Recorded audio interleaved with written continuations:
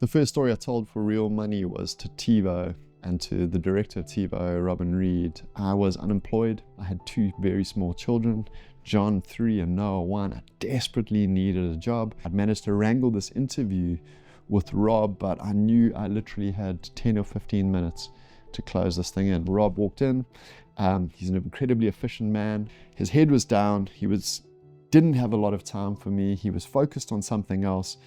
And he sat down and he greeted me kindly, but sat down and began to take notes and gestured that I could begin. And again, nervous, being the first time in a boardroom, in a completely unfamiliar setting to me, I began to shakily tell him a story. That same transformation happened in the rugby circle and in that church auditorium, is that Rob went from looking down at his notepad and disengaged in a way to looking up at me, locking in. His eyes were searching me for if I was a real storyteller or not.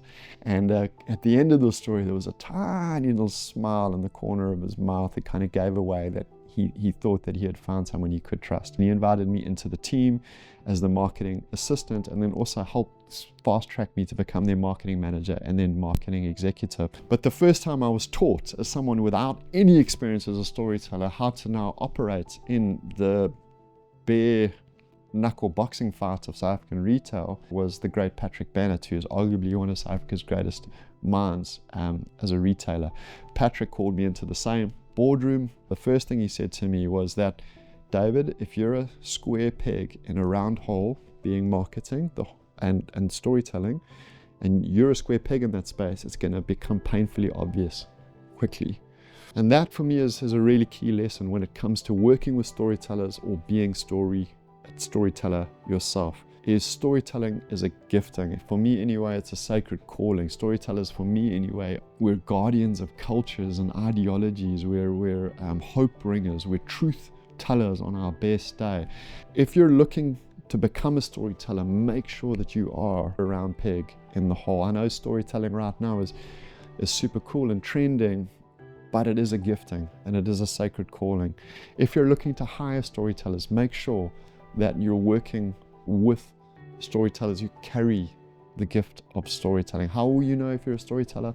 Well, people will name you before you name yourself, and you'll consistently be put in positions where you have to tell stories. So we made an ad a week, and I built an in-house agency within TiVo, but it was off the back of that first lesson that Patrick gave me as a retail giant. He taught me this. He said that, David, when you tell a story, make sure that you have structure. Every time I took him a script, he would just repeat those 3 words, structure. And the storytelling arc that he taught me was introduce the problem, give people a solution, list the features and benefits, take away risk, and then close. And you'll see Unilever or many retailers, you're not trying to be too clever, use that structure. And that is a critical lesson within storytelling, and one I actually try to break for 10 years, because storytelling has a structure that works with the human mind. Storytelling, if humans are 300,000 years old, storytelling is as old as humankind, and it gets into our brains in a very specific way, and that is structure. So the second lesson that comes out of that is work with storytellers who use or know the structure of storytelling, both visually, in terms of the arc. And secondly, if you are a storyteller, don't be above storytelling itself, which has a structure, even sometimes if we can't initially perceive it.